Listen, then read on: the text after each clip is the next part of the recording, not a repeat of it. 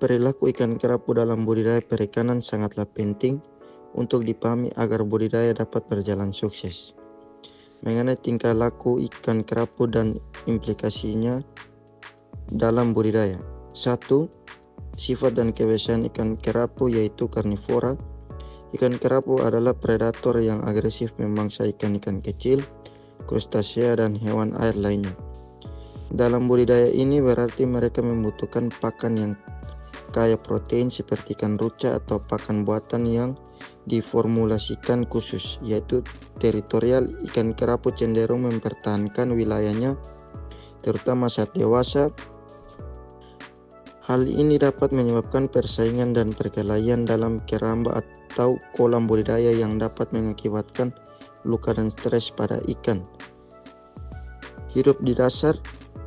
Ikan kerapu umumnya menghabiskan sebagian besar waktunya di dasar perairan. Mereka menyukai tempat-tempat berlindung seperti celah-celah batu atau terumbu karang. Dalam budidaya hal ini perlu diperhatikan dalam desain keramba atau kolam, serta menyediakan substrat atau tempat berlindung buatan. Perubahan kelamin. Hermafrodit. Beberapa spesies kerapu mengalami perubahan kelamin dari betina menjadi jantan protogini. Hal ini perlu diperhatikan dalam program pembenihan dan pembesaran. Sensitif terhadap kualitas air.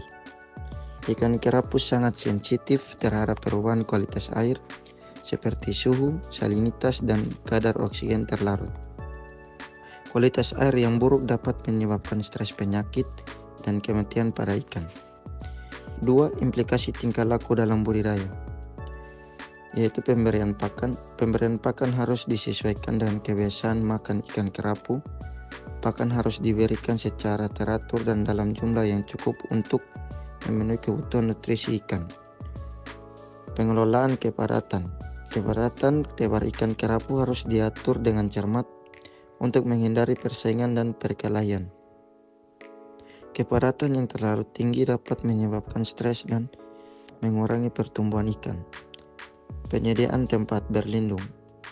Penyediaan tempat berlindung buatan dalam keramba atau kolam dapat mengurangi stres dan meningkatkan kelangsungan hidup ikan kerapu. Pengendalian kualitas air. Kualitas air harus dipantau dan dikendalikan secara ketat untuk memastikan kondisi yang optimal bagi pertumbuhan dan kesehatan ikan kerapu.